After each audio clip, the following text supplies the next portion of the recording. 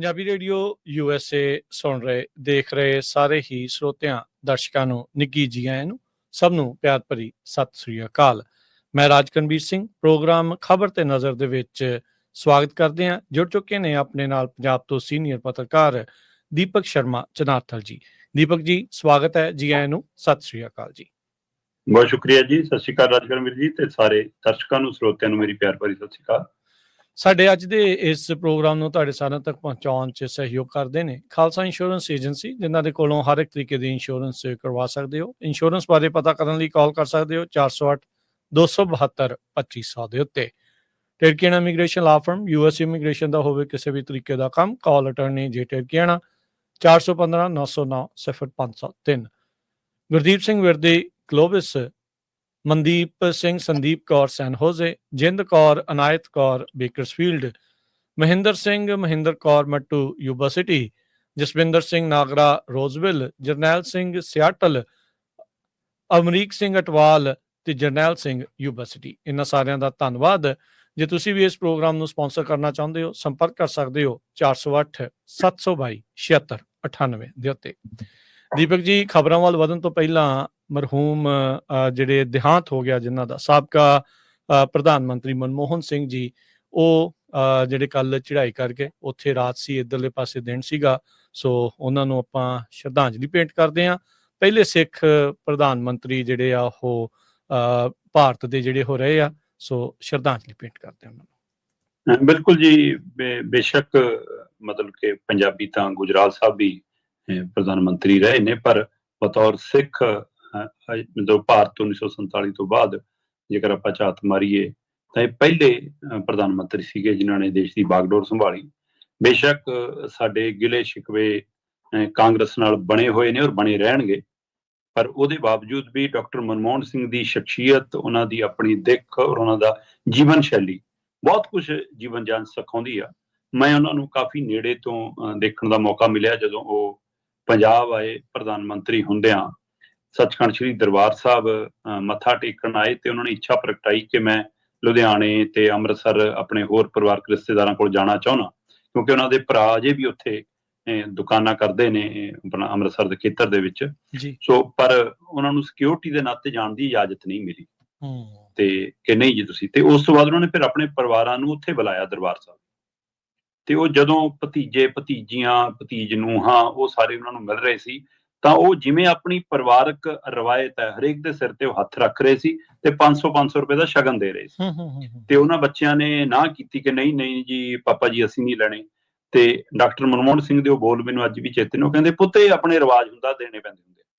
ਸੋ ਉਹ ਉਹਨਾਂ ਦੇ ਵਿੱਚੋਂ ਆਪਣਾਪਣ ਤੇ ਐਡੇ ਵੱਡੇ ਅਹੁਦੇ ਤੇ ਜਾ ਕੇ ਵੀ ਆਪਣੀਆਂ ਵਿਰਾਸਤ ਨਾਲ ਆਪਣੀ ਜੜ੍ਹਾਂ ਨਾਲ ਜੁੜਿਆ ਰਹਿਣਾ, ਇਹ ਬਹੁਤ ਵੱਡੀ ਉਹਨਾਂ ਨੇ ਜ਼ਿੰਦਗੀ 'ਚ ਕਮਾਈ ਹੈ। ਬੇਸ਼ੱਕ ਜਦੋਂ ਦੂਸਰਾ ਗੇੜ ਸੀ ਪ੍ਰਧਾਨ ਮੰਤਰੀ ਦਾ, ਤਦ ਕਈ ਤਰ੍ਹਾਂ ਦੇ ਸਵਾਲ ਵੀ ਉਹਨਾਂ ਦੀ ਸਰਕਾਰ ਤੇ ਲੱਗੇ, ਹਨਾ, ਦਾਗ ਵੀ ਕਈ ਤਰ੍ਹਾਂ ਦੇ ਛਿੱਟੇ ਵੀ ਉਛੜੇ, ਪਰ ਚਾਹੇ ਉਹ ਉਹਨਾਂ ਦੀ ਧਿਰ 'ਚ ਲੋਕ ਸੀ, ਚਾਹੇ ਵਿਰੋਧੀ ਧਿਰ ਸੀ, ਚਾਹੇ ਆਮ, ਡਾਕਟਰ ਮਨਮੋਹਨ ਸਿੰਘ ਦੀ ਸ਼ਖਸੀਅਤ ਬਾਰੇ, ਉਹਨਾਂ ਬਾਰੇ ਕਿਸੇ ਨੂੰ ਕੋਈ ਸ਼ੰਕਾ ਸ਼ੋਭਾ ਕਦੇ ਨਹੀਂ ਹੋਇਆ। ਸੋ ਇਸ ਤਰ੍ਹਾਂ ਦੀ ਕਮਾਈ ਕਰਨਾ ਔਰ ਉਹੀ ਜੀ ਪਾਰਟੀ 'ਚ ਰਹਿ ਕੇ ਕਮਾਈ ਕਰਨਾ, ਇਹ ਹੋਰ ਵੀ ਵੱਡੀ ਗੱਲ ਹੈ। ਸੋ ਡਾਕਟਰ ਮਨਮੋਹਨ ਸਿੰਘ ਦਾ ਜਾਣਾ, ਇਹ ਮੈਨੂੰ ਲੱਗਦਾ ਭਾਰਤ ਦੇ ਇੱਕ ਬੁੱਧੀਜੀਵੀ ਦਿਮਾਗ ਦਾ ਜਾਣਾ ਹੈ। ਸੋ ਕਾਫੀ ਆਰਥਿਕ ਤੌਰ ਤੇ, ਸਮਾਜਿਕ ਤੌਰ ਤੇ ਇਹ ਵੱਡਾ, ਸਿਆਸੀ ਤੌਰ ਤੇ ਘੱਟ ਹੈ। ਪ੍ਰਮਾਤਮਾ ਉਹਨਾਂ ਨੂੰ ਆਪਣੀ ਚਰਨੀ ਨਿਵਾਸ ਬਖਸ਼ੇ ਜੀ, ਇਹੀ ਕਹਿ ਸਕਦੇ ਹਾਂ ਜੀ। ਬਿਲਕੁਲ। ਦੀਪਕ ਜੀ, ਅਗਲੀਆਂ ਜਿਹੜੀਆਂ ਹੁਣ ਆਪਾਂ ਖਬਰਾਂ ਵੱਲ ਨੂੰ ਜਿਹੜਾ ਉਹ ਵੱਧਦੇ ਆ ਅੱਜ ਦੀਆਂ, ਦੀਪਕ ਜੀ ਜਿਹੜੀਆਂ ਅਗਲੀਆਂ ਕੁਝ ਖਬਰਾਂ ਨੇ ਨਾ, ਪੰਜਾਬ ਕਿੱਧਰ ਨੂੰ ਜਾ ਰਿਹਾ ਉਸ ਨੂੰ ਲੈ ਕੇ ਚਿੰਤਾ ਦੇ ਵਿੱਚੋਂ ਵੀ ਆ, ਤੇ ਉਹ ਇਹ ਕਿਹੜੇ ਪਾਸੇ ਵੱਲ ਨੂੰ ਵੱਧ ਰਹੇ ਆ, ਇਹ ਅਗਲੀਆਂ ਕੁਝ ਖਬਰਾਂ ਦੇ ਵਿੱਚ ਆਪਾਂ ਨੂੰ ਪਤਾ ਲੱਗੂਗਾ। ਬਾਕੀ ਸਰੋਤੇ ਦਰਸ਼ਕ ਆ ਉਹ ਆਪ ਅੰਦਾਜ਼ਾ ਜਿਹੜਾ ਉਹ ਲਾਉਂਦੇ ਨੇ। ਦੀਪਕ ਜੀ, ਪਹਿਲੀ ਗੱਲ ਕਰਦੇ ਆ ਨਸ਼ੇ ਦੀ ਪੂਰਤੀ ਲਈ, ਕਹਿੰਦੇ ਥਾਣੇਦਾਰ ਨੇ ਆਪਣਾ ਸਰਕਾਰੀ ਰਿਵਾਲਵਰ ਗੈਂਗਸਟਰ ਦੇ ਕੋਲ ਹੀ ਕਹਿਣੇ ਧਰਤਾ। ਇਹ ਆਪਣੇ ਆਪ 'ਚ ਤੁਹਾਡਾ ਪੜ੍ਹਿਆ ਹੋਇਆ ਸਿਰਲੇਖ ਹੀ ਕਹਾਣੀ ਸਪਸ਼ਟ ਕਰ ਦਿੰਦਾ ਕਿ ਪੰਜਾਬ ਕਿੱਧਰ ਨੂੰ ਤੁਰ ਪਿਆ। ਪ੍ਰਵੀਨ ਜੀ, ਆਪਣਾ ਰਾਜਕਰਨ ਜੀ ਹੈ ਨਾ, ਇਹ ਧਿਆਨ ਰੱਖਣਾ ਵੀ ਯਾਦ ਰੱਖਣਾ ਪੈਂਦਾ। ਰਾਜਕਰਨ ਜੀ, ਅਸਲ 'ਚ ਕੀ ਆ ਕਿ ਪੰਜਾਬ ਦੇ ਵਿੱਚ ਇਨੀ ਦਿਨੀ ਚਿੱਟੇ ਦੀ ਬਹੁਤ ਮਾਰ ਆ। ਜਿਹੜਾ ਪੰਜਾਬ ਕਿਸੇ ਸਮੇਂ ਚਿੱਟੇ ਦੀ ਤਾਕਤ ਵਜੋਂ ਜਾਣਿਆ ਜਾਂਦਾ ਸੀ, ਦੁੱਧ ਲੱਸੀ ਘਿਓ ਮੱਖਣ ਲਈ ਜਾਣਿਆ ਜਾਂਦਾ ਸੀ, ਉਸ ਪੰਜਾਬ 'ਚ ਚਿੱਟਾ ਸ਼ਬਦ ਹੁਣ ਮੌਤ ਬਣ ਗਿਆ ਜੀ। ਇਸ ਚਿੱਟੇ ਦੇ ਨਾਂ ਦੇ ਉੱਤੇ ਪੰਜਾਬ 'ਚ ਸਰਕਾਰਾਂ ਬਣੀਆਂ ਵੀ ਤੇ ਡਿੱਗੀਆਂ ਵੀ। ਸਮੇਂ-ਸਮੇਂ ਬਾਦਲਾਂ ਦੇ ਰਾਜ ਦਾ ਜਾਣਾ, ਉਹਦੇ ਵਿੱਚ ਬਾਕੀ ਕਾਰਨਾਂ ਦੇ ਨਾਲ ਇੱਕ ਚਿੱਟਾ ਵੀ ਇੱਕ ਕਾਰਨ ਬਣਿਆ। ਕੈਪਟਨ ਸਰਕਾਰ ਦਾ ਆਉਣਾ, ਉਹਦੇ ਵਿੱਚ ਚਿੱਟਾ ਵੀ ਇੱਕ ਕਾਰਨ ਬਣਿਆ। ਮਾਨ ਸਰਕਾਰ ਨੂੰ ਗੱਦੀ ਮਿਲਣਾ, ਇਹਦੇ ਵਿੱਚ ਵੀ ਚਿੱਟੇ ਦਾ ਰੋਲ ਰਿਹਾ ਕਿ ਜੀ ਅਸੀਂ ਆਉਂਦੇ ਹੀ ਮੁਕਾ ਦਿਆਂਗੇ। ਕੋਈ 4 ਹਫ਼ਤਿਆਂ ਦੀ ਗੱਲਾਂ ਕਰਦਾ ਸੀ, ਕੋਈ 4 ਮਹੀਨਿਆਂ ਦੀ। ਪਰ ਅਸੀਂ ਲਗਾਤਾਰ ਉਹ ਦ੍ਰਿਸ਼ ਦੇਖ ਰਹੇ ਹਾਂ ਕਿ ਬੁੱਢੇ ਮੋਢਿਆਂ ਦੇ ਸਿਰਾਂ ਤੇ ਮਤਲਬ ਕਿ ਜਵਾਨ ਪੁੱਤਾਂ ਦੀਆਂ ਲਾਸ਼ਾਂ ਢੋਈਆਂ ਜਾ ਰਹੀਆਂ। ਸੱਚੀ ਗੱਲ। ਤੇ ਘਰਾਂ 'ਚ 70 ਵਿਸ਼ੇ ਨੇ। ਆਹ ਦ੍ਰਿਸ਼ ਮਤਲਬ ਪੁਲਿਸ ਜਿਹਨੂੰ ਅਸੀਂ ਕਹਿੰਦੇ ਆ ਕਿ ਇਹਨੇ ਨਸ਼ਾ ਤਸਕਰ ਫੜਨੇ ਆ, ਇਹਨੇ ਨਸ਼ੇ ਵਾਲੇ ਅੰਦਰ ਕਰਨੇ ਆ, ਉਹ ਪੁਲਿਸ ਦੇ ਵਿੱਚ ਪੰਜਾਬ ਪੁਲਿਸ ਦਾ ਇੱਕ ਜਵਾਨ ਜਿਹੜਾ ਛੋਟੇ ਮੋਟਾ ਵੀ ਨਹੀਂ ਗਾ, ASI ਦੇ ਰੈਂਕ ਤੇ ਹੈ, ਤੇ ਉਹਨੇ ਨਸ਼ੇ ਦੀ ਪੂਰਤੀ ਖਾਤਰ, ਚਿੱਟਾ ਖਰੀਦਣ ਖਾਤਰ ਆਪਣਾ ਰਿਵਾਲਵਰ 10,000 ਰੁਪਏ ਨੂੰ ਗੈਂਗਸਟਰਾਂ ਕੋਲ ਗਹਿਣੇ ਰੱਖਦਾ। ਦੱਸੋ। ਇਹ ਤਰਨਤਾਰਨ ਖੇਤਰ ਦੀ ਘਟਨਾ ਹੈ। ਉੱਥੇ ਪੁਲਿਸ ਨੂੰ ਪਤਾ ਲੱਗਾ ਕਿ ਕੋਈ ਗੈਂਗਸਟਰਾਂ ਦਾ ਗਰੋਹ, ਕੋਈ ਨਾ ਰਿਟਾਇਰਡ ਅਫਸਰ ਹੈ, ਸਿਹਤ ਵਿਭਾਗ ਤੋਂ ਰਿਟਾਇਰਡ ਅਧਿਕਾਰੀ ਹੈ, ਤੇ ਉਹ ਰਿਟਾਇਰ ਹੋਇਆ ਸੀਗਾ, ਤੇ ਗੈਂਗਸਟਰਾਂ ਨੂੰ ਪਤਾ ਲੱਗ ਗਿਆ ਵੀ ਕਿ ਉਹ ਰਿਟਾਇਰ ਹੋਇਆ, ਉਹਨੂੰ ਪੈਸੇ ਮਿਲੇ ਆ, ਉਹ ਤੋਂ 1 ਕਰੋੜ ਦੀ ਰੰਗਦਾਰੀ ਮੰਗ ਲਈ, ਤੇ ਉਹ ਸੌਦਾ 50 ਲੱਖ 'ਚ ਨਿਬੜ ਗਿਆ। ਠੀਕ ਹੈ। ਉਹ 50 ਲੱਖ ਦੀ ਵਸੂਲੀ ਕਰਨ ਜਾ ਰਿਹਾ ਸੀ ਇਹ ਗੈਂਗਸਟਰਾਂ ਦਾ ਗਰੋਹ, ਕਿ ਪੁਲਿਸ ਨੂੰ ਉੱਪਰ ਇਤਲਾਹ ਮਿਲ ਗਈ ਤੇ ਉਹਨਾਂ ਨੇ ਘੇਰਾਬੰਦੀ ਕਰਕੇ ਉਹ ਬੰਦੇ ਫੜ ਲਏ। ਜਦੋਂ ਫੜੇ ਤਾਂ ਉਹਨਾਂ ਕੋਲ ਪਤਾ ਲੱਗਿਆ ਕਿ ਉਹ ਰੰਗਦਾਰੀ ਵਸੂਲਣ ਸਰਕਾਰੀ ਰਿਵਾਲਵਰ ਨਾਲੇ ਜਾ ਰਹੇ ਸੀ ਕਰਨ।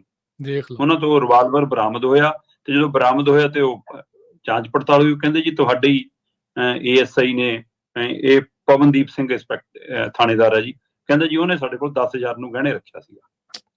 ਹੁਣ ਉਹਨੂੰ ਸਸਪੈਂਡ ਵੀ ਕਰਤਾ, ਗ੍ਰਿਫਤਾਰ ਵੀ ਕਰ ਲਿਆ। ਮੈਂ ਕਹਿੰਦਾ ਉਸ ਪਰ ਵਿਭਾਗੀ ਕਾਰਵਾਈ ਹੋ ਜੂਗੀ। ਹੁਣ ਉਹਦੇ ਨਾਲ ਦੇ ਸਾਥੀ ਦੱਸਦੇ ਆ ਕਿ ਉਹ ਤਾਂ ਡਿਊਟੀ ਦੇ ਸਮੇਂ ਛੁੱਟੀਆਂ ਵੀ ਬਹੁਤ ਮਾਰਦਾ ਸੀ, ਕਾਗਜ਼ਾਂ 'ਚ ਡਿਊਟੀ ਤੇ ਹੁੰਦਾ ਸੀ, ਅਸਲ 'ਚ ਹੁੰਦਾ ਨਹੀਂ ਸੀ। ਥਾਣੇ ਆ ਕੇ ਵੀ ਕਹਿੰਦੇ ਜੀ ਉਹ ਹੈਰੋਇਨ ਪੀਣ ਲੱਗ ਜਾਂਦਾ ਸੀ। ਅਸੀਂ ਉਹਨੂੰ ਬਹੁਤ ਵਾਰ ਰੋਕਿਆ, ਸਮਝਾਇਆ, ਨਹੀਂ ਮੰਨੇ। ਇਹ ਬੰਦਾ ਉਹ ਹੈ ਜਿਹੜਾ ਹੁਣ ਦ੍ਰਿਸ਼ 'ਚ ਆ ਗਿਆ, ਫੜਿਆ ਗਿਆ। ਔਰ ਇਹ ਸਮੇਂ ਦੇ ਬਹਿਣ ਦੇ ਵਿੱਚ ਇਹ ਨਹੀਂਗਾ ਕਿ ਇਹਦੇ ਪਿੱਛੇ ਹੁਣ ਕਹਾਣੀ ਹੋਏਗੀ ਕੋਈ, ਕਿ ਉਹ ਇਸ ਸਥਿਤੀ 'ਚ ਆਇਆ ਕਿਉਂ, ਹੈ ਨਾ। ਕਈ ਵਾਰ ਅਸੀਂ ਉਸ ਬੰਦੇ ਪ੍ਰਤੀ ਇੰਨੀ ਨਫ਼ਰਤ ਪੈਦਾ ਕਰ ਲੈਂਦੇ ਹਾਂ, ਪਰ ਅਸੀਂ ਇਸ ਸਥਿਤੀ ਨੂੰ ਸਮਝ ਹੀ ਨਹੀਂ ਪਾ ਰਹੇ ਕਿ ਇਸ ਸਾਡੇ ਬੱਚੇ ਜਾ ਕਿਉਂ ਰਹੇ ਆ, ਸਾਡੇ ਲੋਕ ਜਾ ਕਿਉਂ ਰਹੇ। ਇਹਦੇ ਲਈ ਕੀ ਸਾਡਾ ਰਾਜਨੀਤਿਕ ਸਿਸਟਮ ਗੜਬੜਾ ਗਿਆ, ਕੀ ਸਾਡਾ ਸਮਾਜਿਕ ਤਾਣਾ ਬਾਣਾ ਗੜਵਾ ਗਿਆ, ਕੀ ਅਸੀਂ ਜਿਹੜੇ ਸਾਂਝੇ ਪਰਿਵਾਰ ਤੋੜ ਲਏ ਉਹ ਕੋਈ ਕਾਰਨ ਨੇ, ਕੀ ਉਹਦੇ ਵਿੱਚ ਸਾਡੀ ਆਰਥਿਕ ਲਾਲਸਾਵਾਂ ਇੰਨੀਆਂ ਵੱਧ ਗਈਆਂ। ਅਸੀਂ ਕਿੰਨੇ ਕਾਰਨਾਂ ਨੂੰ ਮਿਲਾ ਕੇ ਸਥਿਤੀ ਬਣੀ ਹੈ ਕਿ ਪੰਜਾਬ ਕਿੱਧਰ ਨੂੰ ਤੁਰ ਪਿਆ। ਜਿਨ੍ਹਾਂ ਨੂੰ ਅਸੀਂ ਸੋਚਦੇ ਹਾਂ ਕਿ ਖਾਕੀ ਪਾ ਕੇ ਸਾਡੀ ਰੱਖਿਆ ਕਰਨਗੇ, ਉਹ ਕਦੇ ਪੀਲੀ ਭੀਤ ਵਾਲੇ ਕਾਂਡ ਵਾਪਰਦੇ ਨੇ, ਤੇ ਕਿਤੇ ਆਹ ਦ੍ਰਿਸ਼ ਸਾਡੇ ਸਾਹਮਣੇ ਆਉਂਦੇ ਨੇ। ਸੋ ਬਹੁਤ ਖੌਫਨਾਕ ਦ੍ਰਿਸ਼ ਹੈ ਨਸ਼ੇ ਨੂੰ ਲੈ ਕੇ ਤਾਂ ਪੰਜਾਬ 'ਚ। ਦੀਪਕ ਜੀ, ਜਿੱਦਾਂ ਤੁਸੀਂ ਸਰਕਾਰਾਂ ਦਾ ਵੀ ਜ਼ਿਕਰ ਜਿਹੜਾ ਉਹ ਕੀਤਾ, ਕਿਸੇ ਟਾਈਮ ਦੇ ਉੱਤੇ ਖਬਰਾਂ ਬਹੁਤ ਜ਼ਿਆਦੀਆਂ ਇਸ ਦੇ ਬਾਬਤ ਆਉਂਦੀਆਂ ਸੀ। ਕੀ ਕੋਈ ਇਹ ਵੀ ਇੱਕ ਕਾਰਨ ਆ ਵੀ ਇਹ ਹੁਣ ਲੁਕਾਈਆਂ ਜ਼ਿਆਦੀਆਂ ਜਾ ਰਹੀਆਂ ਆ, ਵੀ ਇਹ ਸਰਕਾਰ ਆਪਣੇ ਆਪ ਨੂੰ ਬਚਾਉਣ ਖਾਤਰ ਆ, ਨਸ਼ਾ ਉਦਾਂ ਹੀ ਆ, ਜਾਂ ਵਾਕਿਆ ਕੁਝ ਫਰਕ ਪਿਆ ਹੈ? ਇਹ ਪਹਿਲਾਂ ਨਾਲੋਂ ਵੱਧ ਗਿਆ ਜੀ। ਅੱਛਾ। ਕੋਈ ਵੀ ਚੀਜ਼ ਘਟੀ ਨਹੀਂ। ਰੇਤ ਮਾਫੀਆ ਦਾ ਕਾਰੋਬਾਰ ਪਹਿਲਾਂ ਨਾਲੋਂ ਵੱਧ ਗਿਆ, ਸ਼ਰਾਬ ਮਾਫੀਆ ਦਾ ਕਾਰੋਬਾਰ ਪਹਿਲਾਂ ਨਾਲੋਂ ਵੱਧ ਗਿਆ, ਥਾਣੇ ਕਚਹਿਰੀਆਂ 'ਚ ਰਿਸ਼ਵਤ ਦਾ ਕਾਰੋਬਾਰ ਪਹਿਲਾਂ ਨਾਲੋਂ ਵੱਧ ਗਿਆ, ਕਿਉਂਕਿ ਜਦੋਂ ਸਾਲ ਬਦਲਦਾ ਸ਼ਾਇਦ 2025 ਤੋਂ ਰੇਟ ਹੋਰ ਬਦਲ ਜਾਣ ਹੁਣ ਨਵੇਂ। ਸੋ ਉਸ ਹਿਸਾਬ ਨਾਲ ਅਧਿਕਾਰੀ ਕੋਈ ਤਬਾਦਲਾ ਹੁੰਦਾ ਤਾਂ ਨਵੇਂ ਰੇਟ ਆ ਜਾਂਦੇ ਨੇ। ਸੋ ਇਸ ਲਈ ਕੁਝ ਵੀ ਨਹੀਂ ਫਰਕ ਪਿਆ, ਉਸੇ ਤਰ੍ਹਾਂ ਚੱਲ ਰਿਹਾ, ਤੇ ਚਿੱਟੇ ਦਾ ਕਾਰੋਬਾਰ ਵੀ ਉਸੇ ਤਰ੍ਹਾਂ ਹੈ। ਬਿਲਕੁਲ ਤੁਹਾਡੀ ਗੱਲ ਦਰੁਸਤ ਹੈ ਕਿ ਅੰਕੜਿਆਂ 'ਚ ਇਹਨੂੰ ਲੁਕਾਇਆ ਜਾਂਦਾ। ਪੰਜਾਬ ਦੇ ਵਿੱਚ ਲਗਾਤਾਰ ਕਿਸਾਨ ਔਰ ਮਜ਼ਦੂਰ ਖੁਦਕੁਸ਼ੀ ਉਵੇਂ ਹੀ ਹੋ ਰਹੀ ਹੈ, ਪਰ ਉਹ ਹੁਣ ਖਬਰਾਂ 'ਚ ਨਹੀਂ ਆਉਂਦੀ, ਉਹ ਅਖਬਾਰਾਂ ਦੀ ਸੁਰਖੀਆਂ ਨਹੀਂ ਬਣਦੀ, ਸਰਕਾਰ ਉਹਨਾਂ ਨੂੰ ਦਬਾ ਲੈਂਦੀ ਆ। ਪੰਜਾਬ 'ਚ ਹਰ ਰੋਜ਼ 1 ਤੋਂ 2 ਮੌਤਾਂ ਚਿੱਟੇ ਦੀ ਓਵਰਡੋਜ਼ ਵਾਧੇ ਘਾਟੇ ਕਾਰਨ ਹੋ ਰਹੀਆਂ, ਪਰ ਉਹ ਹੁਣ ਚਰਚਾ ਵਿੱਚ ਨਹੀਂ ਆਉਂਦੀਆਂ। ਜਾਂ ਤਾਂ ਸਾਨੂੰ ਆਦਤ ਪੈ ਗਈ ਕਿ ਹਾਂ ਰੋਜ਼ ਸੁਣਦੇ ਪੜ੍ਹਦੇ ਹਾਂ, ਇਸ ਲਈ ਅਸੀਂ ਉਹਨਾਂ ਨੂੰ ਅਣਗੌਲਿਆ ਕਰਨ ਲੱਗ ਪਏ, ਜਾਂ ਸਰਕਾਰਾਂ ਅੰਕੜੇ ਉਹ ਦਬਾ ਲੈਂਦੀਆਂ, ਉਹਨੂੰ ਹੋਰ ਤਰ੍ਹਾਂ ਦੇ ਦ੍ਰਿਸ਼ ਪੈਦਾ ਕਰਕੇ ਉਹ ਕਾਗਜ਼ਾਂ 'ਚ ਨਹੀਂ ਚੜ੍ਹਦੀਆਂ। ਸੋ ਇਹ ਵਰਤਾਰਾ ਬਿਲਕੁਲ ਨਹੀਂ ਘਟਿਆ ਜੀ। ਇਹ ਤਾਂ ਆਪਾਂ ਥਾਣੇਦਾਰ ਵਾਲੇ ਪੱਖ ਤੋਂ ਜਿਹੜੀ ਇਹ ਦੇਖੀ ਵੀ ਨਸ਼ੇ ਦੀ ਹਾਲਤ ਆ। ਪੰਜਾਬ ਦਾ ਜਿਹੜਾ ਅਗਲਾ ਪੱਖ ਆ, ਇਹ ਸਮਾਜਿਕ ਵੀ ਆ, ਵੀ ਇਹ ਕਿਹੜੇ ਪਾਸੇ ਨੂੰ ਆ। ਕਹਿੰਦੇ 2000 ਰੁਪਏ ਖਾਤਰ ਇੱਕ ਗ੍ਰੰਥੀ ਨੇ ਮਾਮੇ ਭਾਣਜੀ ਦਾ ਨਕਲੀ ਮੈਰਿਜ ਸਰਟੀਫਿਕੇਟ ਹੀ ਬਣਾਤਾ। ਇਹ ਬਿਲਕੁਲ, ਇਹ ਖਬਰ ਨਾ ਕਈ ਚੀਜ਼ਾਂ ਉਜਾਗਰ ਕਰਦੀ ਆ। ਰਾਜਕਰਨ ਵੀਰ, ਇੱਕ ਸਮਾਂ ਸੀਗਾ ਕਿ ਪੰਜਾਬ ਦੇ ਵਿੱਚ ਵਿਦੇਸ਼ ਜਾਣ ਦੀ ਅਜਿਹੀ ਹੋੜ ਲੱਗੀ ਕਿ ਅਸੀਂ ਆਪਣੇ ਰਿਸ਼ਤਿਆਂ ਨੂੰ ਛਿੱਕੇ ਟੰਗਤਾ ਸੀ ਜੀ। ਆਪਣੀ ਰਿਸ਼ਤਿਆਂ ਦੀ ਤਾਣੀ ਬਾਣੀ, ਸਹੁਰਾ ਨੂੰਹ ਨਾਲ ਵਿਆਹ ਕਰਾ ਰਿਹਾ ਹੈ ਨਾ, ਚਾਚਾ ਭਤੀਜੀ ਨਾਲ ਵਿਆਹ ਕਰਾ ਰਿਹਾ ਹੈ ਨਾ, ਮਤਲਬ ਅਸੀਂ ਗੁਰੂ ਗ੍ਰੰਥ ਸਾਹਿਬ ਦੀ ਆੜ ਲੈ ਕੇ ਵੀ ਇਹ ਕਾਰਜ ਕਰਦੇ ਰਹੇ। ਪੁੱਠੇ ਕੰਮ ਅਸੀਂ ਮੰਦਿਰਾਂ, ਧਾਰਮਿਕ ਸਥਾਨਾਂ ਦੀ ਆੜ ਲੈ ਕੇ ਵੀ ਉਹ ਪੂਰੇ, ਕਿ ਜਾ ਕੇ ਫੋਟੋਆਂ ਚ ਨਾ ਭੁਲੇਖਾ ਪੈ ਜਾਵੇ ਕਿਸੇ ਨੂੰ ਕਿ ਰਿਸ਼ਤਾ ਨਹੀਂ ਹੋਇਆ ਜੀ, ਹੈ ਨਾ। ਸੋ ਮਤਲਬ ਕਿ ਉਹ ਸਾਰਾ ਕੁਝ ਵਰਤਾਰਾ ਪੰਜਾਬ ਚ ਲੰਮੇ ਸਮੇਂ ਚੱਲਿਆ। ਚਲੋ ਉਹ ਸ਼ੁਕਰ ਹੈ ਕਿ ਆ ਸਟੱਡੀ ਵੀਜ਼ੇ ਖੁੱਲ ਗਏ, ਵਰਕ ਵੀਜ਼ੇ ਖੁੱਲ ਗਏ ਤੇ ਲੋਕ ਉਧਰ ਨੂੰ ਹੋ ਗਏ, ਧੀਆਂ ਸਾਡੀਆਂ ਪੜ੍ਹਨ ਲੱਗ ਗਈਆਂ ਤੇ ਫਿਰ ਉਹਦੇ ਸਾਰੇ ਟੱਬਰ ਦੂਜੀ ਤਰ੍ਹਾਂ ਬਾਹਰ ਭੇਜਣ ਦੀ ਕਵਾਇਦ ਤੁਰ ਪਈ। ਫਿਰ ਮੁੰਡੇ ਵੀ ਆਈਲੈਟਸ ਕਰਨ ਲੱਗੇ। ਫਿਰ ਇਹ ਵਰਤਾਰਾ ਨਾ ਮਤਲਬ ਕਿ ਨਕਲੀ ਵਿਆਹਾਂ ਦਾ, ਨਕਲੀ ਰਿਸ਼ਤਿਆਂ ਦਾ, ਉਹ ਠੱਲ ਪੈ ਗਈ ਕਾਫੀ ਹੱਦ ਤੱਕ। ਪਰ ਜਿੱਦਾਂ ਹੀ ਮੈਂ ਕੱਲ ਇਹ ਖਬਰ ਦੇਖੀ ਤਾਂ ਮੈਂ ਝੰਜੋੜਿਆ ਗਿਆ। ਇੱਕ ਤਾਂ ਇਹਦੇ ਵਿੱਚ ਇਹ ਪਹਿਲੂ ਹੈ ਕਿ ਰਿਸ਼ਤੇ ਕਿਵੇਂ ਤਾਰ-ਤਾਰ ਹੋ ਰਹੇ ਨੇ। ਮੋਗਾ ਖੇਤਰ ਦੇ ਵਿੱਚ ਇੱਕ ਬੱਚੀ ਘਰੋਂ ਲਾਪਤਾ ਹੋ ਗਈ ਜੀ। ਲਾਪਤਾ ਹੋਈ ਤੇ ਘਰਦਿਆਂ ਨੇ ਥਾਣੇ ਜਾ ਕੇ ਇਤਲਾਹ ਕਰਾਤੀ। ਥਾਣੇਦਾਰਾਂ ਦਾ ਉਹੀ ਹਿਸਾਬ ਕਿਤਾਬ ਹੁੰਦਾ ਕਿ ਜੇ ਤਾਂ ਸਾਡੀ ਗੱਡੀ 'ਚ ਤੇਲ ਪਵਾਓਗੇ ਤੇ ਸਾਡੇ ਅੰਦਰ ਵੀ ਤੇਲ ਪਵਾਓਗੇ, ਫਿਰ ਤਾਂ ਅਸੀਂ ਤੁਰਾਂਗੇ, ਨਹੀਂ ਅਸੀਂ ਨਹੀਂ ਤੁਰਦੇ। ਸੋ ਆਹ ਜਿਹੜਾ ਵਰਤਾਰਾ ਉਹਨਾਂ ਨੇ ਕਾਗਜ਼ੀ ਕਾਰਵਾਈ ਕਰ ਲਈ, ਕੋਈ ਨਾ ਜੀ ਲੱਭਦੇ ਹਾਂ ਜੀ, ਪਤਾ ਕਰਦਾ ਜੀ, ਅਸੀਂ ਵਾਇਰਲੈਸ ਕਰਤੀ ਜੀ, ਅਸੀਂ ਫੋਨ ਕਰਤੇ ਜੀ, ਅਸੀਂ ਦੱਸਤਾ ਜੀ, ਸੂਚਨਾ ਦਿੱਤੀ ਜੀ, ਗੱਲ ਖਤਮ। ਪਰਿਵਾਰ ਪਰ ਆਪਣੇ ਦਮ ਤੇ ਰੁਕਦਾ ਨਹੀਂ ਹੁੰਦਾ। ਉਹ ਵਿਚਾਰਾ ਰਿਸ਼ਤੇਦਾਰਾਂ ਕੋਲ ਹੀ ਭਾਲ ਤਲੀ, ਜਾਂ ਕਈ ਵਾਰ ਅੰਦਰ ਪਤਾ ਹੁੰਦਾ ਥੋੜਾ ਬਹੁਤ ਕੋਈ ਜਦੋਂ ਇਹੋ ਜਿਹੀ ਘਟਨਾ ਹੁੰਦੀ ਹੈ ਜੀ ਕਿ ਹਾਂ ਕਿੱਥੇ ਤਾਰਾਂ ਜੁੜਦੀਆਂ ਸੀ, ਕੀ ਸੀ। ਆਖਰ ਜੀ ਇਸ ਪਰਿਵਾਰ ਨੂੰ ਪਤਾ ਲੱਗਾ ਕਿ ਕੁੜੀ ਦੇ ਮਾਮੇ ਨੇ ਕੁੜੀ ਭਜਾਈ ਹੈ। ਦੱਸੋ। ਕੁੜੀ ਦੀ ਮਾਂ ਕਹਿੰਦੀ ਕਿ ਜਦੋਂ ਸਾਨੂੰ ਪਤਾ ਲੱਗਾ ਕਿ ਇਹ ਕਾਰਾ ਮੇਰੇ ਭਰਾ ਦਾ ਤੇ ਅਸੀਂ ਕਹਿੰਦੇ ਜਾ ਕੇ ਉਹਦਾ ਘਰ-ਬਾਰ ਫਰੋਲ ਲਿਆ, ਸਾਰਾ ਕੁਝ ਫਰੋਲ ਲਿਆ ਤੇ ਉੱਥੋਂ ਜੀ ਉਹਨਾਂ ਦਾ ਮੈਰਿਜ ਸਰਟੀਫਿਕੇਟ ਲੱਭ ਗਿਆ। ਉਹ ਮੈਰਿਜ ਸਰਟੀਫਿਕੇਟ ਮੋਗਾ ਦੇ ਲਾਲ ਸਿੰਘ ਰੋਡ ਸਥਿਤ ਸੰਗਤਸਰ ਗੁਰਦੁਆਰਾ ਸਾਹਿਬ ਵੱਲੋਂ ਜਾਰੀ ਕੀਤਾ ਹੋਇਆ ਸੀ ਤੇ ਪਰਿਵਾਰ ਉਹ ਸਰਟੀਫਿਕੇਟ ਲੈ ਕੇ ਉੱਥੇ ਪਹੁੰਚ ਗਿਆ। ਜਦੋਂ ਉੱਥੇ ਪਹੁੰਚਿਆ, ਉੱਥੇ ਜੀ ਗ੍ਰਸਤੀ ਸਿੰਘ ਘੇਰ ਲਿਆ ਅਗਲਿਆਂ ਨੇ ਕਿ ਦੱਸ ਭਾਈ। ਉਹ ਕਹਿੰਦਾ ਜੀ ਮੇਰੇ ਤੋਂ ਗਲਤੀ ਹੋ ਗਈ ਜੀ, ਹੁਣ ਮੈਨੂੰ ਮਾਫ ਕਰ ਦਿਓ। ਇਹ ਮੇਰੇ ਕੋਲ ਆਏ ਸੀ ਜੀ, 2000 ਰੁਪਏ ਦਿੱਤਾ ਸੀ ਜੀ ਮੈਨੂੰ, ਮੈਂ ਬਣਾ ਕੇ ਦਿੱਤਾ ਹੈ ਸਰਟੀਫਿਕੇਟ ਬਿਨਾਂ ਆਨੰਦ ਕਾਰਜਾਂ ਤੋਂ, ਔਰ ਪਤਾ ਵੀ ਹੋਣ ਦੇ ਬਾਵਜੂਦ ਤੈਨੂੰ ਰਿਸ਼ਵਤ ਦੇ ਰਹੇ ਨੇ, ਇਹਦਾ ਮਤਲਬ ਕੁਝ ਗੜਬੜ ਹੈ, ਤੂੰ ਉਹਦੇ ਬਾਵਜੂਦ ਇਹ ਕਾਰਾ ਕਰ ਰਿਹਾ। ਗੁਰੂ ਘਰ ਬੈਠ ਕੇ ਅਜਿਹਾ ਕਾਰਾ ਕਰ ਰਹੇ ਹੋ ਸਿਰਫ ਪੈਸੇ ਲਈ। ਸੋ ਉਸ ਨੇ 2000 ਦੇ ਖਾਤਰ ਇਹ ਮਾਮਾ ਭਾਣਜੀ ਦਾ ਨਕਲੀ ਮੈਰਿਜ ਸਰਟੀਫਿਕੇਟ ਬਣਾ ਕੇ ਦੇਤਾ। ਹੁਣ ਟੱਬਰ ਦੇ ਹੱਥ ਅਜੇ ਤੱਕ ਸਰਟੀਫਿਕੇਟ ਹੈ, ਨਾ ਕੁੜੀ ਲੱਭੀ ਹੈ। ਉਹ ਤਾਂ ਧੰਨਵਾਦ ਨਿਹੰਗ ਜਥੇਬੰਦੀਆਂ ਦਾ, ਉਹ ਉੱਥੇ ਇਕੱਤਰ ਹੋਈਆਂ, ਉਹਨਾਂ ਨੇ ਉਸ ਗ੍ਰੰਥੀ ਸਿੰਘ ਨੂੰ ਆਪਣੇ ਕੰਟਰੋਲ 'ਚ ਲਿਆ ਤੇ ਉਹ ਗ੍ਰੰਥੀ ਉਹਨਾਂ ਨੇ ਦੱਸਿਆ ਬਕਾਇਦਾ, ਇਹ ਏਕ ਨੂਰ ਜਥੇਬੰਦੀ ਹੈ ਜੀ, ਏਕ ਨੂਰ ਖਾਲਸਾ ਫੌਜ। ਉਹ ਹਰਦੀਪ ਸਿੰਘ ਉਹਨਾਂ ਨੇ ਦੱਸਿਆ ਕਿ ਪਹਿਲਾਂ ਵੀ ਇਹਦੀਆਂ ਕੁਝ ਸ਼ਿਕਾਇਤਾਂ ਆਈਆਂ ਸੀ ਤੇ ਉਸ ਸਮੇਂ ਵੀ ਇਸ ਨੇ ਜਨਤਕ ਤੌਰ ਤੇ ਸੰਗਤ 'ਚ ਮਾਫੀ ਮੰਗੀ ਸੀ। ਹਰ ਵਾਰ ਦਾ ਕਾਰਾ ਸੀ ਉਹਦਾ। ਉਸ ਤੋਂ ਬਾਅਦ ਛੱਡਦਾ, ਮਤਲਬ ਜਿਹਦੇ ਉਹ ਖੂਨ ਲੱਗ ਗਿਆ ਫਿਰ ਉਹ ਗਲਤੀਆਂ ਕਰਦਾ ਰਹਿੰਦਾ।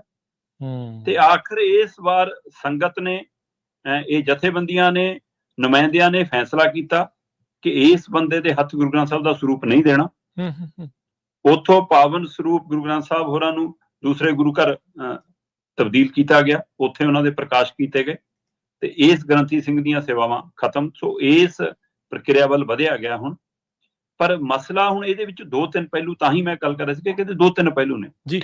ਇੱਕ ਤਾਂ ਪਰਿਵਾਰਕ ਤੌਰ ਤੇ ਮੈਂ ਕਹਿੰਦਾ ਭਾਣਜੀ ਮਾਮੇ ਨੂੰ ਸ਼ਰਮ ਚਾਹੀਦੀ ਸੀ ਨਾ ਕਿ ਘੱਟੋ ਘੱਟ ਤੂੰ ਰਿਸ਼ਤਿਆਂ ਦੀ ਤਾਂ ਕਦਰ ਕਰਨੀ ਸਿੱਖ।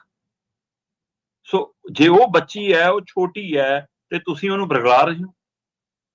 ਅੱਜ ਕੱਲ ਇਹ ਬਹੁਤ ਵੱਡੀ ਫਿਕਰਮੰਦੀ ਵਾਲੀ ਗੱਲ ਹੈ। ਇਸੇ ਲਈ ਇਹ ਭਰੋਸਗੀ ਉੱਠਦੀ ਜਾ ਰਹੀ ਹੈ ਕਿ ਅਸੀਂ ਆਪਣਾ ਬੱਚਾ ਜਿਹੜਾ 2-2 ਮਹੀਨੇ ਨਾਨਕੇ ਕੱਟ ਕੇ ਆਉਂਦਾ ਸੀ, 2-2 ਮਹੀਨੇ ਤਾਏ ਚਾਚਿਆਂ ਕੋਲ ਰਹਿ ਕੇ ਆਉਂਦਾ ਸੀ ਜਾਂ ਘਰਾਂ 'ਚ ਸਾਂਝੇ ਰਹਿੰਦੇ ਸੀ, ਹੁਣ 1 ਸਕਿੰਟ ਲਈ ਵੀ ਕੁੜੀ ਤਾਂ ਕੁੜੀ, ਮੁੰਡਾ ਛੱਡਣ ਦਾ ਭਰੋਸਾ ਨਹੀਂ ਕਿਸੇ ਨੂੰ। ਸੱਚੀ ਗੱਲ। ਇਹ ਕਿਉਂ ਬੇਭਰੋਸਗੀ ਬਣੀ? ਇੱਕ ਤਾਂ ਇਹ ਰਿਸ਼ਤਿਆਂ ਦੇ ਤਾਣੇ ਬਾਣੇ ਨੂੰ ਅੱਜ ਦੇ ਨੂੰ ਇਸ ਖਬਰ ਸਾਡੇ ਸਾਹਮਣੇ ਰੱਖਦੀ ਹੈ ਕਿ ਅਸੀਂ ਕਿੱਧਰ ਨੂੰ ਤੁਰ ਪਏ ਹਾਂ। ਦੂਸਰਾ ਇਹ ਪੈਸੇ ਦੀ ਲਾਲਸਾ, ਕਿ ਚੰਦ ਪੈਸਿਆਂ ਖਾਤਰ ਅਸੀਂ ਆਪਣੇ ਸਿਧਾਂਤ, ਆਪਣੀ ਮਰਿਆਦਾ, ਆਪਣਾ ਜ਼ਮੀਰ, ਸਾਰਾ ਕੁਝ ਗਹਿਣੇ ਧਰ ਦਿੰਦੇ। ਸੋ ਇਹ 2 ਪਹਿਲੂ 3 ਪਹਿਲੂ ਇਹਦੇ ਵਿੱਚੋਂ ਬਹੁਤ ਵੱਡੇ ਉਜਾਗਰ ਹੁੰਦੇ ਨੇ। ਸੋ ਸਾਨੂੰ ਆਪਣੀਆਂ ਕਦਰਾਂ ਕੀਮਤਾਂ ਵੱਲ ਮੁੜਨਾ ਪਏਗਾ। ਇਹ ਜਦ ਤੋਂ ਸਾਰਾ ਮਨੀ ਮਾਈਂਡ ਹੋਇਆ ਨਾ ਸਾਰਾ ਕੁਝ, ਇਹ ਉਹਦਾ ਵੀ ਇੱਕ ਨਤੀਜਾ ਜਿਹੜਾ ਅਸੀਂ ਭੋਗ ਰਹੇ ਹਾਂ। ਲੋਕਾਂ 'ਚ ਕਾਲ, ਰੀਲਾਂ ਦੀ ਦੌੜ, ਇਹ ਸਾਰੀਆਂ ਚੀਜ਼ਾਂ ਨੇ ਜਿਹੜਾ ਦਿਮਾਗ ਦਾ ਇਦਾਂ ਲੱਗਦਾ ਵੀ ਬੇੜਾ ਕਰਕੇ ਕਰ ਦਿੱਤਾ ਹੈਗਾ। ਅਗਲੀ ਦੀਪਕ ਜੀ ਗੱਲ ਕਰਦੇ ਆ ਜਥੇਦਾਰ ਸਾਹਿਬਾਨ ਦੇ ਨਾਲ। ਕਹਿੰਦੇ ਵੀ ਡੇਰਾ ਬਿਆਸ ਦੇ ਮੁਖੀ ਪਹੁੰਚ ਗਏ ਆ ਹੁਣ ਸਵਾਲ ਇਹ ਅੜ ਗਿਆ ਆ ਵੀ ਸੁਨੇਹਾ ਕਿਸ ਦਾ ਲੈ ਕੇ ਪਹੁੰਚੇ ਨੇ ਗਿਆਨੀ ਹਰਪ੍ਰੀਤ ਸਿੰਘ ਜੀ ਦੇ ਘਰ? ਦੇਖੋ, ਜੇ ਤਾਂ ਗਿਆਨੀ ਹਰਪ੍ਰੀਤ ਸਿੰਘ ਹੋਰਾਂ ਦੇ ਘਰੇ ਡੇਰਾ ਬਿਆਸ ਮੁਖੀ ਗੁਰਿੰਦਰ ਸਿੰਘ ਢਿੱਲੋਂ ਦੇ ਜਾਣ ਤੋਂ ਬਾਅਦ ਇਹਨਾਂ ਅਕਾਲੀ ਦਲ ਬਾਦਲ ਧੜੇ ਦਾ ਆਈਟੀ ਸੈੱਲ ਬਹੁਤ ਲਾਊਡ ਹੋ ਕੇ ਰੌਲਾ ਪਾਉਂਦਾ ਤੁਹਾਨੂੰ ਦਿਖ ਜਵੇ, ਫਿਰ ਤਾਂ ਸਮਝ ਲਓ ਕਿ ਸੁਖਬੀਰ ਬਾਦਲ ਨੇ ਨਹੀਂ ਭੇਜਿਆ ਉਹਨਾਂ ਨੂੰ। ਤੇ ਜੇ ਉਹ ਆਈਟੀ ਸੈੱਲ ਚੁੱਪ ਆ, ਜੇ ਉਹ ਆਈਟੀ ਸੈੱਲ ਇਹ ਰਿਐਕਟ ਨਹੀਂ ਕਰ ਰਿਹਾ ਕਿ ਜੀ ਲਓ ਜੀ ਇਹ ਤਾਂ ਡੇਰਾ ਮੁਖੀ ਨੂੰ ਮਿਲ ਰਹੇ ਨੇ ਜੀ, ਇਹ ਦੇਖੋ ਜੀ ਰਖੜਾ ਵੀ ਉਦਣ ਉੱਥੇ ਖੜਾ ਸੀ ਜੀ ਬਾਹਰ, ਇਹ ਕੀ ਮਤਲਬ ਹੈ ਜੀ, ਇਹ ਤਾਂ ਜਥੇਦਾਰ ਕਿਹਦੇ ਦਬਾਅ ਹੇਠ ਨੇ ਜੀ, ਜੇ ਉਹ ਆਈਟੀ ਸੈੱਲ ਇਹ ਰੌਲਾ ਪਾਉਂਦਾ ਹੈ ਨਾ, ਫਿਰ ਤਾਂ ਮਤਲਬ ਕਿ ਸਮਝ ਲਓ ਕਿ ਸੁਖਬੀਰ ਬਾਦਲ ਵੱਲ ਨਹੀਂ ਭੇਜਿਆ। ਜੇ ਉਹ ਆਈਟੀ ਸੈੱਲ ਹੁਣ ਚੁੱਪ ਆ, ਕੋਈ ਸਵਾਲ ਨਹੀਂ ਕਰ ਰਿਹਾ, ਇਹਦਾ ਮਤਲਬ ਸੁਖਬੀਰ ਬਾਦਲ ਦਾ ਰੁੱਕਾ ਲੈ ਕੇ ਜਥੇਦਾਰ ਸਾਹਿਬ ਗਏ, ਜਥੇਦਾਰ ਸਾਹਿਬ ਕੋਲ ਗਏ ਨੇ ਡੇਰਾ ਬਿਆਸ ਮੁਖੀ। ਕੱਲ ਅਚਾਨਕ ਬਠਿੰਡਾ ਖੇਤਰ ਦੇ ਡੇਰਾ ਬਿਆਸ ਵਾਲਿਆਂ ਦਾ ਜਿਹੜਾ ਡੇਰਾ ਉੱਥੇ ਇੱਕ ਚੌਪਰ ਉਤਰਦਾ ਤੇ ਉਹ ਚੌਪਰ ਇੱਕ ਗੱਡੀਆਂ ਦੇ ਕਾਫਲੇ 'ਚ ਬਦਲ ਕੇ ਬਠਿੰਡੇ ਦੀ ਇੱਕ ਰੈਸ਼ੀ ਕਲੋਨੀ ਹੈ ਜਿੱਥੇ ਜਥੇਦਾਰ ਗਿਆਨੀ ਹਰਪ੍ਰੀਤ ਸਿੰਘ ਦਾ ਹੁਣ ਆਪਣਾ ਨਿੱਜੀ ਨਿਵਾਸ ਸਥਾਨ ਹੈ, ਕਿਉਂਕਿ ਉਹਨਾਂ ਨੇ SGPC ਦਾ ਨਿਵਾਸ ਟਿਕਾਣਾ ਛੱਡ ਦਿੱਤਾ ਤੇ ਵੈਸੇ ਵੀ 15 ਦਿਨ ਲਈ ਉਹਨਾਂ ਦੀਆਂ ਸੇਵਾਵਾਂ ਰੋਕੀਆਂ ਹੋਈਆਂ ਸੀਗੀਆਂ, ਉਸ ਨੂੰ ਲੈ ਕੇ ਸ਼੍ਰੋਮਣੀ ਕਮੇਟੀ ਸਵਾਲਾਂ ਦੇ ਘੇਰੇ 'ਚ ਆ। ਸੋ ਡੇਰਾ ਬਿਆਸ ਮੁਖੀ ਬਾਬਾ ਗੁਰਿੰਦਰ ਸਿੰਘ ਢਿੱਲੋਂ ਜਦੋਂ ਉੱਥੋਂ ਜਾਂਦੇ ਨੇ ਤੇ 1 ਘੰਟਾ ਸਵਾ ਘੰਟਾ ਬੰਦ ਕਮਰਾ ਬੈਠਕ ਹੁੰਦੀ ਆ ਤੇ ਉੱਥੇ ਬੇਸ਼ੱਕ ਰਖੜਾ ਪਰਿਵਾਰ ਪਹੁੰਚਿਆ ਹੋਇਆ ਸੀ ਜਾਂ ਕੁਝ ਹੋਰ ਸੀ, ਪਰ ਉਹ ਉਹਨਾਂ ਨੂੰ ਬਾਹਰ ਬਿਠਾਇਆ ਜਾਂਦਾ, ਉਹਨਾਂ ਦੇ ਸਾਹਮਣੇ ਕੋਈ ਗੱਲਬਾਤ ਨਹੀਂ ਦੀ। ਪਤਾ ਲੱਗ ਰਿਹਾ ਕਿ ਉਹਦਾ ਚਟਾਲਿਆਂ ਦੇ ਪਰਿਵਾਰ ਕੋਲ ਅਫਸੋਸ ਪ੍ਰਗਟਾਉਣ ਆਏ ਸੀ ਤੇ ਆਉਣ ਲੱਗੇ ਇੱਧਰ ਨੂੰ ਹੋ ਗਏ ਤੇ ਸਬੱਬੀ ਆਮਾ ਸਾਹਮਣਾ ਹੋ ਗਿਆ। ਪਰ ਡੇਰਾ ਬਿਆਸ ਮੁਖੀ ਸੁਖਬੀਰ ਬਾਦਲ ਦਾ ਰੁੱਕਾ ਲੈ ਕੇ ਆਏ ਸੀ, ਸੁਖਬੀਰ ਬਾਦਲ ਦਾ ਸੁਨੇਹਾ ਲੈ ਕੇ ਆਏ ਸੀ।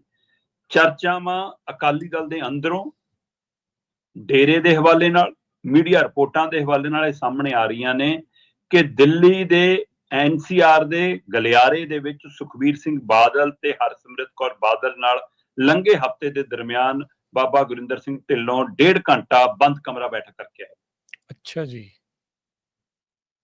ਵੈਸੇ ਤਾਂ ਡੇਰਾ ਬਿਆਸ ਮੁਖੀ ਕੋਲ ਕੋਈ ਧਿਰ ਨਹੀਂ ਜਿਹੜੀ ਨਾ ਵੋਟਦੀ ਹੋਵੇ, ਚਾਹੇ ਉਹ ਮਤਲਬ RSS ਦਾ ਮੁਖੀ ਮੋਹਨ ਭਾਗਤ ਹੋਵੇ, ਰਾਤ ਕੱਟ ਕੇ ਗਿਆ ਇੱਥੇ ਨਰਿੰਦਰ ਮੋਦੀ ਵੀ ਆਉਂਦਾ, ਇੱਥੇ ਰਾਜਾ ਬੜਿੰਗ ਪ੍ਰਤਾਪ ਬਾਜਵਾ ਵੀ ਜਾਂਦੇ ਨੇ, ਇੱਥੇ ਭਗਵੰਤ ਮਾਨ ਵੀ ਜਾਂਦਾ, ਇੱਥੇ ਅਕਾਲੀ ਵੀ ਸਾਰੇ ਜਾਂਦੇ ਨੇ। ਸੋ ਇਹ ਹਾਂ, ਡੇਰਾ ਬਿਆਸ ਦਾ ਇਹ ਜ਼ਰੂਰ ਰਿਹਾ ਕਿ ਉਹ ਸ਼ਾਂਤਮਈ ਤਰੀਕੇ ਨਾਲ ਚੱਲਦਾ ਔਰ ਖੁੱਲ ਕੇ ਕਿਸੇ ਚੀਜ਼ 'ਚ ਦਖਲ ਨਹੀਂ ਦਿੰਦਾ ਜਾਂ ਖੁੱਲ ਕੇ ਰਾਜਨੀਤਿਕ ਕੋਈ ਐਲਾਨ ਨਹੀਂ ਕਰਦਾ।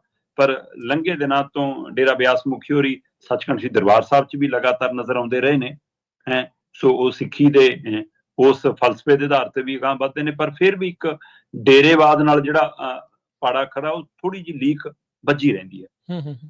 ਇਸ ਲਈ ਆਮ ਤੌਰ ਤੇ ਉਹ ਜਿਨ੍ਹਾਂ ਨੂੰ ਵੀ ਮਿਲਦੇ ਨੇ ਉਹ ਮਿਲਦੇ ਸੀ, ਪਰ ਇਹਨਾਂ ਦਿਨਾਂ 'ਚ ਗਿਆਨੀ ਹਰਪ੍ਰੀਤ ਸਿੰਘ ਕੋਲ ਆਉਣਾ ਤਾਂ ਉਹਦੇ ਰਾਜਨੀਤਿਕ ਮਾਇਨੇ, ਉਹਦੇ ਪੰਥਕ ਮਸਲੇ ਦੇ ਮਾਇਨੇ ਤਾਂ ਨਿਕਲਣਗੇ ਫਿਰ। ਬਿਲਕੁਲ। ਤੋਂ ਜਦੋਂ ਇਹਦੀ ਪੈੜ ਨੱਪਦਿਆਂ ਪਹੁੰਚਣ ਦੀ ਕੋਸ਼ਿਸ਼ ਕੀਤੀ ਤਾਂ ਪਤਾ ਲੱਗਾ ਕਿ ਇਹ ਵਿਕਰਮ ਮਜੀਠੀਆ ਦੇ ਨੇੜਲੇ ਨੇ।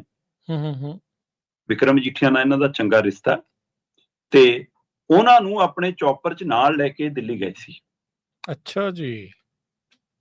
ਤੇ ਦਿੱਲੀ ਪਰ ਵਿਕਰਮ ਮਜੀਠੀਆ ਮੀਟਿੰਗ 'ਚ ਨਹੀਂ ਸੀ, ਮੀਟਿੰਗ ਦੇ ਅੰਦਰ ਬਾਅਦ ਚੋਂ ਇਕੱਠੇ ਬੈਠੇ ਖਾਧਾ ਪੀਤਾ ਮੁਲਾਕਾਤ ਚਾਹ ਪਾਣੀ ਹੋਈ ਉਹ ਵੱਖਰੀ ਗੱਲ ਹੈ। ਜਿਹੜੀ ਮੀਟਿੰਗ ਸੀ ਬੰਦ ਕਮਰਾ ਉਹ 'ਚ ਹਰਸਿਮਰਤ ਔਰ ਸੁਖਬੀਰ ਬਾਦਲ ਸੀ ਜਿਨ੍ਹਾਂ ਨਾਲ 1.5 ਘੰਟਾ ਬਿਤਾਇਆ। ਕੀ ਡੇਰਾ ਬਿਆਸ ਮੁਖੀ ਸ਼੍ਰੋਮਣੀ ਅਕਾਲੀ ਦਲ ਦੀ ਭੂਮਿਕਾ ਨੂੰ ਲੈ ਕੇ ਫਿਕਰਮੰਦ ਨੇ? ਕਿ ਉਹਨਾਂ ਦੀ ਚਿੰਤਾ ਇਹ ਹੈ ਕਿ ਸ਼੍ਰੋਮਣੀ ਅਕਾਲੀ ਦਲ ਜਿਹੜਾ ਫਿਕਰ ਆਪਾਂ ਸਾਰੇ ਕਰਦੇ ਹਾਂ ਕਿ ਸ਼੍ਰੋਮਣੀ ਅਕਾਲੀ ਦਲ ਜਿਉਂਦਾ ਰਹੇ, ਜਾਂ ਉਹਨਾਂ ਦੀ ਫਿਕਰ ਵਿਕਰਮ ਮਜੀਠੀਆ, ਹਰਸਿਮਰਤ ਤੇ ਸੁਖਬੀਰ ਬਾਦਲ ਨੇ,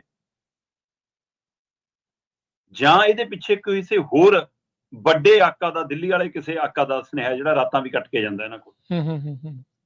ਸੋ ਇਹ ਕੀ ਮਜੀਠੀਆ ਤੇ ਬਾਦਲ ਪਰਿਵਾਰ ਦਾ ਪੈਚਅਪ ਤੇ ਫਿਰ ਬਾਦਲ ਪਰਿਵਾਰ ਤੇ ਜਥੇਦਾਰਾਂ ਦਾ ਪੈਚਅਪ, ਇਹ ਪੈਚਅਪ ਦੀ ਗੇਮ ਹੈ ਕੀ ਇਹ ਦਬਾਅ ਦੀ ਰਾਜਨੀਤੀ ਹੈ? ਪਤਾ ਲੱਗਾ ਕਿ ਜਥੇਦਾਰ ਸਾਹਿਬ ਨੂੰ ਕਹਿ ਕੇ ਗਏ ਨੇ ਕਿ ਥੋੜੀ ਜੀ ਠੰਡ ਵਰਤਾਓ, ਜਥੇਦਾਰ ਸਾਹਿਬ ਥੋੜਾ ਜਿਹਾ ਠਰਮੇ ਨਾਲ ਚੱਲੋ, ਥੋੜਾ ਜਿਹਾ ਨਰਮ ਦਿਲ ਰੱਖੋ। ਤੇ ਕਹਿੰਦੇ ਕਿ ਜਥੇਦਾਰ ਸਾਹਿਬ ਨੇ ਕਿਹਾ ਕਿ ਤੁਸੀਂ ਘਰ ਆਏ ਹੋ ਜੀ, ਜੀ ਆਇਆਂ, ਜਲ ਪਾਣੀ ਛਕੋ, ਹੈ ਨਾ, ਆਪਾਂ ਵਿਚਾਰਾਂ ਕਰਦੇ ਹਾਂ, ਸੰਵਾਦ ਤਾਂ ਸਾਡੀ ਸਿਧਾਂਤ ਦੇ ਵਿੱਚ ਹੈ, ਸੋ ਤੁਹਾਡਾ ਸ਼ੁਕਰੀਆ। ਪਰ ਮੈਂ ਅਕਾਲ ਤਖਤ ਸਾਹਿਬ ਦੇ ਤਖਤ ਸਾਹਿਬਾਨ ਦੇ ਸਿਧਾਂਤ ਤੋਂ ਮੰਨਫੀ ਨਹੀਂ ਹੋ ਸਕਦਾ, ਇਸ ਲਈ ਮੈਨੂੰ ਖਿਮਾ ਬਖਸ਼ੋ, ਕਹਿੰਦੇ ਇਹ ਕਿਹਾ। ਪਰ ਉਹਦਾ ਪ੍ਰਗਟਾਵਾ ਆਉਂਦੇ ਦਿਨਾਂ 'ਚ ਉਹਨਾਂ ਦੇ ਵਿਵਹਾਰ ਤੋਂ, ਉਹਨਾਂ ਦੇ ਵਿਚਰਨ ਤੋਂ ਉਹ ਤੋਂ ਹੋਏਗਾ। ਸਹੀ ਗੱਲ। ਤੋ ਫਿਲਹਾਲ ਇਹ ਗੱਲਾਂ ਬਾਹਰ ਆਈਆਂ ਨੇ, ਉਹ ਗੱਲਾਂ ਦਾ ਹਵਾਲਾ ਆਪਾਂ ਤੁਹਾਡੇ ਸਾਹਮਣੇ ਰੱਖਿਆ। ਜੀ ਅਕਾਲੀ ਦਲ ਨੂੰ ਵਾਕਿਆ ਲੱਗਦਾ ਵੀ ਇਹ ਸਾਰਾ ਕੁਝ ਕਰਕੇ ਉਹ ਇੱਥੇ ਜਗ੍ਹਾ ਬਣਾ ਲੈਣਗੇ ਪੰਜਾਬ 'ਚ ਮੁੜ ਦੁਬਾਰਾ? ਹੈ ਕੋਈ ਉਹਨਾਂ ਦੇ ਚਾਂਸ ਹਾਲ ਦੀ ਘੜੀ? ਅਕਾਲੀ ਦਲ ਦੀ ਜਗ੍ਹਾ ਮੈਂ ਅੱਜ ਵੀ ਦੇਖਦਾ ਸ਼੍ਰੋਮਣੀ ਅਕਾਲੀ ਦਲ ਦੀ। ਪਰ ਚਾਹੇ ਉਹ ਸੁਧਾਰ ਲਹਿਰ ਵਾਲੇ ਨੇ ਤੇ ਚਾਹੇ ਉਹ ਸੁਖਬੀਰ ਬਾਦਲ ਵਾਲੇ ਨੇ, ਜਿਹੜੀ ਆਹ ਮੁੱਢਲੀ ਕਤਾਰ ਵਾਲੀ ਲੀਡਰਸ਼ਿਪ ਹੈ, ਇਹ ਲੋਕਾਂ ਦੇ ਮਨਾਂ 'ਚ ਦੁਬਾਰਾ ਥਾਂ ਬਣਾ ਪਾਊਗੀ ਜਾਂ ਨਹੀਂ ਬਣਾ ਪਾਊਗੀ, ਇਹ ਸਵਾਲ ਬਹੁਤ ਗੁੰਝਲਦਾਰ ਹੈ। ਇਹ ਬਹੁਤ ਧੁੰਦਲੀ ਹੈ ਹੁਣ ਦ੍ਰਿਸ਼ ਕਿ ਇਹ ਦੁਬਾਰਾ ਆਪਣਾ ਮੁਕਾਮ, ਮਤਲਬ ਕਿ ਉਹ ਕੱਲ ਇੱਕ ਚਰਚਾ ਕਰ ਰਹੇ ਸੀ, ਉਹ 'ਚ ਹਮੀਰ ਸਿੰਘ ਹੋਰਾਂ ਨੇ ਬੜੀ ਵਧੀਆ ਨੁਕਤੇ ਦੀ ਗੱਲ ਸੁਝਾਈ। ਉਹ ਕਹਿੰਦੇ ਕਈ ਵਾਰ ਨਾ ਕੋਈ ਬ੍ਰਾਂਡ ਪਿੱਟ ਜਵੇ, ਬਾਅਦ ਚੋਂ ਜਿੰਨਾ ਮਰਜ਼ੀ ਵਧੀਆ ਵੀ ਹੋ ਜਾਵੇ, ਫਿਰ ਉਹ ਬ੍ਰਾਂਡ ਮੁੜ ਕੇ ਚੜ੍ਹਦਾ ਨਹੀਂ, ਪਿੱਟਿਆ ਨਹੀਂ, ਛੇਤੀ ਕਿਤੇ ਉਹਦੇ ਪੈਰ ਲੱਗਦੇ ਨਹੀਂ। ਸੋ ਸੁਖਬੀਰ ਬਾਦਲ ਆਪਣੇ ਆਪ ਨੂੰ ਕੰਪਨੀ ਦਾ CEO ਕਹਿ ਕੇ ਕੰਮ ਕਰਦੇ ਸੀ, ਉਹ ਅਕਾਲੀ ਸਿਧਾਂਤ ਤੇ ਤਾਂ ਚੱਲੇ ਹੀ ਨਹੀਂ। ਜੇ ਸਿਧਾਂਤ ਤੇ ਚੱਲੇ ਹੁੰਦੇ ਫਿਰ ਸ਼ਾਇਦ ਗੱਡੀ ਲੀਹ ਤੇ ਆ ਜਾਂਦੀ। ਸੋ ਇਸ ਲਈ ਜੇ ਹੁਣ ਕੰਪਨੀ ਪਿੱਟ ਗਈ, ਫਿਰ ਕੰਪਨੀ ਦੁਬਾਰਾ ਚੱਲਣੀ ਔਖੀ ਲੱਗਦੀ। ਜੀ ਅਗਲੀ ਜਿਹੜੀ ਗੱਲ ਕਰਦੇ ਆ, ਤੁਸੀਂ ਥੋੜੇ ਦਿਨ ਪਹਿਲਾਂ ਵੀ ਦੱਸਿਆ ਸੀਗਾ ਵੀ ਪੰਜਾਬ ਨੂੰ ਲਵਾਰਸ ਛੱਡ ਕੇ ਜਾ ਰਹੇ ਨੇ। ਇੱਧਰ ਏਦਾਂ ਦੀ ਕੋਈ ਗੱਲ ਆ? ਖੇਤੀਬਾੜੀ ਮੰਤਰੀ ਖੇਤੀ ਪਾਲਿਸੀ ਨੂੰ ਲੈ ਕੇ ਕਰ ਰਹੇ ਨੇ ਮੀਟਿੰਗਾਂ, ਮੁੱਖ ਮੰਤਰੀ ਉੱਡ ਗਏ ਨੇ ਆਸਟ੍ਰੇਲੀਆ। ਬਿਲਕੁਲ ਜੀ, ਇਹ ਪੰਜਾਬ ਨੂੰ ਕੇਂਦਰ ਸਰਕਾਰ ਨੇ ਜਿੱਦਣ ਦਾ ਖੇਤੀ ਖਰੜਾ ਭੇਜਿਆ ਨਵਾਂ, ਖੇਤੀ ਸੂਬਈ ਪਾਲਿਸੀ ਦੇ ਆਧਾਰ ਤੇ ਇਹਨਾਂ ਨੂੰ ਭੇਜਤਾ ਜੀ ਆ ਲਾਗੂ ਕਰ ਲਓ, ਉਸ ਦਿਨ ਤੋਂ ਇਹ ਸਵਾਲ ਅਸੀਂ ਸਰਕਾਰ ਨੂੰ ਕਰਦੇ ਆ ਰਹੇ ਹਾਂ ਕਿ ਭਾਈ ਜੇ ਖੇਤੀ ਸੂਬੇ ਦਾ ਵਿਸ਼ਾ ਹੈ ਔਰ ਖੁਦ ਕੇਂਦਰ ਸਰਕਾਰ ਆਪਣੇ ਭੇਜੇ ਖਰੜੇ 'ਚ ਕਹਿ ਰਹੀ ਹੈ, ਫਿਰ ਖਰੜਾ ਉਹ ਕਿਉਂ ਭੇਜ ਰਹੀ ਹੈ? ਫਿਰ ਪਾਲਿਸੀ ਉਹ ਕਿਉਂ ਭੇਜ ਰਹੀ ਹੈ? ਪਾਲਿਸੀ ਵੀ ਅਸੀਂ ਬਣਾਵਾਂਗੇ ਨਾ, ਫਿਰ ਖਰੜਾ ਪੰਜਾਬ ਬਣਾਊਗਾ ਨਾ। ਤੇ ਹਰਿਆਣੇ ਨੇ ਜਾਣ ਬੁੱਝ ਕੇ ਪੰਜਾਬ ਨੂੰ ਘੇਰਨ ਦੇ ਲਈ ਕਹਿਤਾ ਜੀ ਅਸੀਂ 24 ਫਸਲਾਂ ਤੇ MSP ਦਾ ਨੋਟੀਫਿਕੇਸ਼ਨ ਕਰਦੇ ਹਾਂ। 14 ਤੇ ਅਸੀਂ ਪਹਿਲਾਂ ਕੀਤਾ ਜੀ, 10 ਤੇ ਅਸੀਂ ਹੁਣ ਕਰਤਾ ਜੀ। 24 ਫਸਲਾਂ ਤੇ ਨਾਇਬ ਸਿੰਘ ਸੈਣੀ ਕਹਿੰਦਾ ਜੀ ਮੇਰਾ ਨੋਟੀਫਿਕੇਸ਼ਨ ਹੈ, MSP ਤੇ ਖਰੀਦ ਹੋਊਗੀ। ਨਾਇਬ ਸਿੰਘ ਸੈਣੀ ਇਹ ਦੱਸੇ ਕਿ ਉਹਨੇ ਬਜਟ ਚੋਂ ਫੰਡ ਕਿੱਥੋਂ ਕੱਢਣਾ ਖਰੀਦਣ ਲਈ। ਠੀਕ ਹੈ। ਇਹਦਾ ਮਤਲਬ ਤੁਸੀਂ ਪੰਜਾਬ ਦੇ ਕਿਸਾਨਾਂ ਨੂੰ ਭਰਮਾਉਣਾ ਚਾਹੁੰਦੇ ਹੋ ਕਿ ਜੀ ਦਿੱਲੀ ਕੇਂਦਰ ਸਰਕਾਰ ਨੂੰ ਘੇਰਾਬੰਦੀ ਕਰਨ ਦੀ ਬਜਾਏ ਪੰਜਾਬ ਸਰਕਾਰ ਨੂੰ ਘੇਰੋ। ਹਾਂ, ਪੰਜਾਬ ਸਰਕਾਰ ਨੂੰ ਘੇਰਨਾ ਬਣਦਾ ਕਿ ਭਾਈ ਕਿਸਾਨਾਂ ਦੇ ਮਸਲੇ ਤੇ ਤੁਸੀਂ ਚਾਰਜੋਈ ਕਿਉਂ ਨਹੀਂ ਕਰ ਰਹੇ, ਤੁਸੀਂ ਬਤੌਰ ਸਰਕਾਰ ਕੇਂਦਰ ਸਰਕਾਰ ਨਾਲ ਰਾਬਤਾ ਕਿਉਂ ਨਹੀਂ ਕਰ ਰਹੇ ਇਸ ਮਸਲੇ ਤੇ। ਪਰ MSP ਵਾਲਾ ਮੁੱਦਾ ਚਾਹੇ ਪੰਜਾਬ ਮੈਂ ਕਹਿੰਦਾ 24 ਛੱਡ 40 ਫਸਲਾਂ ਤੇ ਐਲਾਨ ਦੇਵੇ, ਚਾਹੇ 4 ਤੇ ਐਲਾਨ ਦੇਵੇ, ਪੱਲਿਓਂ ਖਰੀਦਣ ਦੀ ਸਮਰੱਥਾ ਨਾ ਹਰਿਆਣੇ ਦੀ ਆ ਨਾ ਪੰਜਾਬ ਦੀ ਆ। ਜਦੋਂ ਅਸੀਂ ਕੇਂਦਰੀ ਪੂਲ 'ਚ ਦੇ ਰਹੇ ਹਾਂ ਤਾਂ ਕੇਂਦਰ ਦਾ ਬਣਦਾ। ਸਹੀ ਗੱਲ। ਤੇ ਜਾਣ ਬੁੱਝ ਕੇ ਕੇਂਦਰ ਇਸ ਗੱਲ ਤੋਂ ਭਗੌੜਾ ਹੋਣ ਦੇ ਲਈ ਹੁਣ ਇਹਨੂੰ ਸੂਬਿਆਂ ਦੇ ਗਲ ਪਾਉਣ ਨੂੰ ਫਿਰਦਾ, ਜਾਂ ਆਪਣੀਆਂ ਜਿਹੜੀਆਂ ਪਾਰਟੀਆਂ ਦੀ ਸਰਕਾਰ ਉਹਦੇ ਹਵਾਲੇ ਨਾਲ ਕਹਾਉਣ ਨੂੰ ਫਿਰਦਾ। ਤੇ ਇੱਧਰ ਪੰਜਾਬ ਵਾਲੀ ਜਦੋਂ ਖੇਤੀ ਪਾਲਿਸੀ ਤੇ ਦਬਾਅ ਬਣਨ ਲੱਗਾ, ਮੀਡੀਆ 'ਚ ਮੁੱਦਾ ਬਣਿਆ, ਜਥੇਬੰਦੀਆਂ ਚਰਚਾ ਆਈ, ਤਾਂ ਇੱਕ ਦਿਨ ਬੈਠ ਕੇ ਜਥੇਬੰਦੀਆਂ ਨਾਲ ਗੱਲ ਕਰ ਲਈ ਖੇਤੀਬਾੜੀ ਮੰਤਰੀ ਸਾਹਿਬ ਨੇ ਜੀ। ਫਿਰ ਅਮਨ ਅਰੋੜਾ ਗਿਆ ਡੱਲੇਵਾਲ ਸਾਹਿਬ ਦੀ ਖਬਰ ਲੈਣ, ਉਸ ਬਾਬਤ ਸ਼ਾਮਲ ਹੋ ਗਏ। ਹੁਣ ਆੜਤੀਆਂ ਤੇ ਸ਼ੈਲਰ ਵਾਲਿਆਂ ਨੂੰ ਕੱਲ ਬਿਠਾ ਲਿਆ, ਉਹਨਾਂ ਦੀ ਰਾਏ ਲੈ ਲਈ। ਅਜੇ ਤੱਕ ਨਾ ਸਰਬ ਪਾਰਟੀ ਮੀਟਿੰਗ ਦੀ ਗੱਲ ਹੈ ਕਦੋਂ ਹੋਣੀ ਹੈ, ਨਾ ਕਦੋਂ ਇਹਦੇ ਪ੍ਰਸ਼ਾਸਨ ਬੁਲਾਇਆ ਜਾਣਾ ਉਹ ਹੋਣਾ ਹੈ, ਨਾ ਸਰਕਾਰ ਬੋਲੇ, ਨਾ ਵਿਰੋਧੀ ਧਿਰ ਬੋਲੇ, ਨਾ ਲੋਕ ਇਸ ਨੂੰ ਅਜੇ ਸਮਝ ਪਾ ਰਹੇ ਨੇ ਕਿ ਪੰਜਾਬ ਵਿਰੋਧੀ ਕਿਵੇਂ ਹੈ। ਇਕੱਲੀ ਕਿਸਾਨ ਵਿਰੋਧੀ ਨਹੀਂ, ਪੰਜਾਬ ਵਿਰੋਧੀ ਪਾਲਿਸੀ ਹੈ। ਜੇ ਪੰਜਾਬ ਦਾ ਕਿਸਾਨ ਮਰਿਆ ਤਾਂ ਪੰਜਾਬ ਮਰੇਗਾ ਜੀ। ਸੋ ਇਸ ਆਧਾਰ ਤੇ ਸਰਕਾਰ ਮੈਨੂੰ ਦਾ ਥੋੜਾ ਜਿਹਾ ਦਿਖਾਉਂਦੀ ਹੈ ਤਾਂ ਕਿ ਕੋਈ ਰੈਲੀ ਧਰਨਾ ਮੁਜ਼ਾਹਰਾ ਨਾ ਸ਼ੁਰੂ ਹੋ ਜਾਵੇ, ਲਓ ਜੀ ਅਸੀਂ ਕੰਮ ਕਰ ਰਹੇ ਹਾਂ। ਪਰ ਇਸ ਨੂੰ 25 ਨਵੰਬਰ ਦੀ ਪੰਜਾਬ ਭੇਜੀ ਹੋਈ ਆ, 1 ਮਹੀਨੇ ਤੋਂ ਉੱਪਰ ਹੋ ਗਿਆ, ਮੁੱਖ ਮੰਤਰੀ ਸਾਹਿਬ ਦਾ ਮੂੰਹ ਤੱਕ ਨਹੀਂ ਖੁੱਲਿਆ। ਸੱਚੀ ਗੱਲ।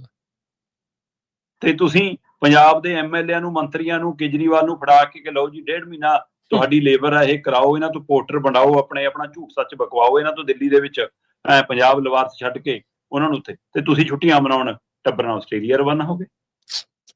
ਉਹ ਵੀ ਉਹ ਦਿਨ ਜਿਨ੍ਹਾਂ ਦਿਨਾਂ 'ਚ ਸ਼ਹੀਦੀ ਦਿਹਾੜੇ ਹੋਣ, ਆਪਣੇ ਦਾ ਘਰਾਂ 'ਚ ਮਿੱਠਾ ਨਹੀਂ ਆਉਂਦਾ ਤੇ ਤੁਹਾਨੂੰ ਸੈਰਾਂ ਦੀ ਸੁੱਝ ਰਹੀ ਹੈ ਇਹਨਾਂ ਦਿਨਾਂ 'ਚ।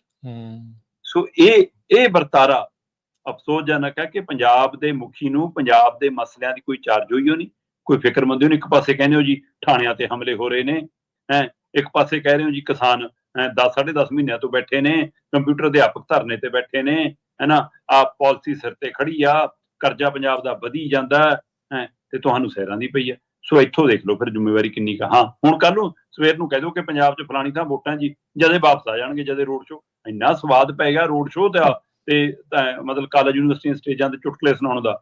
ਸੋ ਉਹ ਕੰਮ ਲਈ ਸਾਰਾ ਕੁਛ ਟਾਈਮ ਨਿਕਲ ਜਾਂਦਾ। ਪੰਜਾਬ ਦੇ ਮਸਲਿਆਂ ਲਈ ਇੱਕ ਦਿਨ ਮੂੰਹ ਵੀ ਨਹੀਂ ਖੁੱਲਦਾ।